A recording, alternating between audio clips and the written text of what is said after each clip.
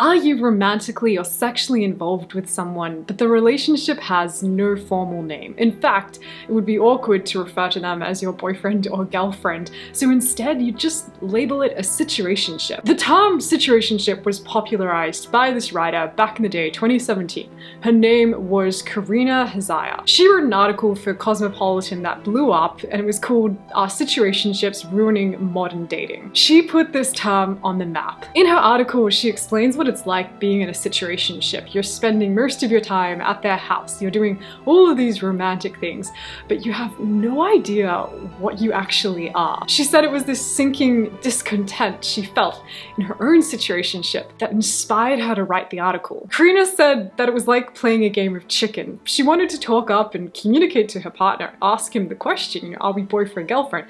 But she was so worried about what he might say. She was worried that she might lose him. In fact, she actually said that being in situationships is one of the worst things that you can do for your mental health. So, my question as a psychologist is, well, is it? Do situationships always have a negative impact on your mental health and well-being? It makes sense to me that situationships can be harmful for a person's mental health. But the thing that intrigues me is, why are we seeing a rise or an increase in situationships? Why is this becoming a new norm in dating? Is it because people are taking longer to settle down these days? People are wanting to put their career first, maybe travel, live abroad, and being in a serious committed relationship might have constraints on those kind of dreams? Or is it because dating is a lot more accessible these days? If something doesn't work out, it's easy to get back online and find someone new. Why are millennials and Gen Z hesitant to commit? And are situationships practical or harmful? As a psychologist, when it comes to understanding people, one of the first places I like to look at is the literature. So what are scientists discovering about this? The new ways that people engage in dating is becoming a topic of fascination, so much so that one team of researchers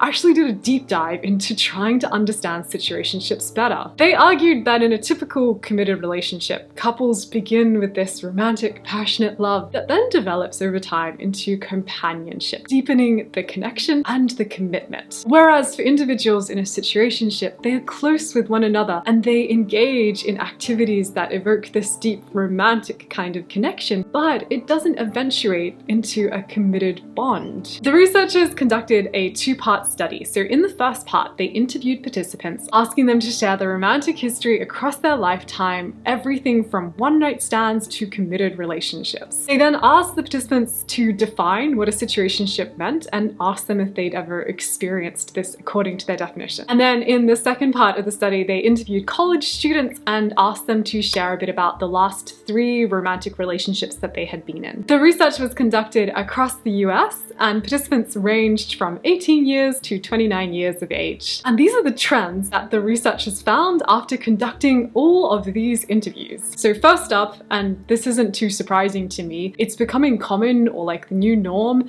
for young people not to label their relationship, which might actually connect to a deeper underlying fear in young people of commitment. And the second big finding of their study was that lack of commitment hurt the quality of a relationship. So in general, people find situationships less satisfying than relationships. However, keep in mind that these are just trends. This field of research is still relatively new. One must also wonder, how do these trends translate across age groups? What's it like for older people who are dating? And also, what's it like cross-culturally? We've just looked at the individualistic West. What's it like for the collectivist East? I do think that their research indicates, generally speaking, situationships are not optimal for a person's mental health and well-being. And while commitment is scary and heartbreak is painful, situationships aren't necessarily any better. They're not some kind of loophole that helps you avoid all of the difficult things that come with committed relationships. So if you're dating and you're wanting to be in a committed long-term relationship,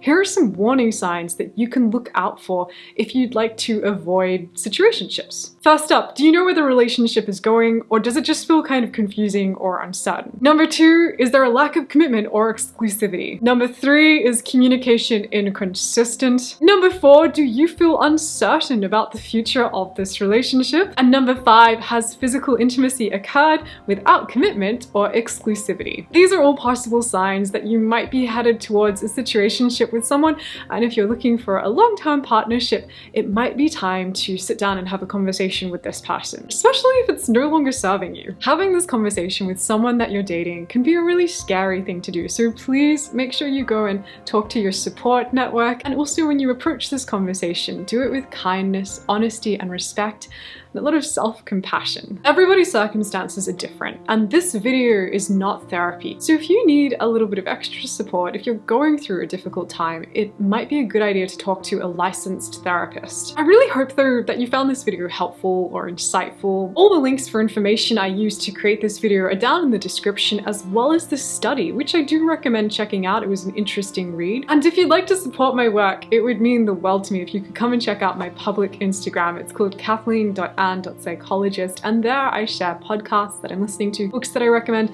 and also the day-to-day life of what it's like working as a psychologist. Also, if you enjoyed this video, you'll probably like the one that's coming up next. It's singles' reasons for being single, so hopefully I'll see you in that one as well. Take very good care of yourself, and I will talk to you later. Bye!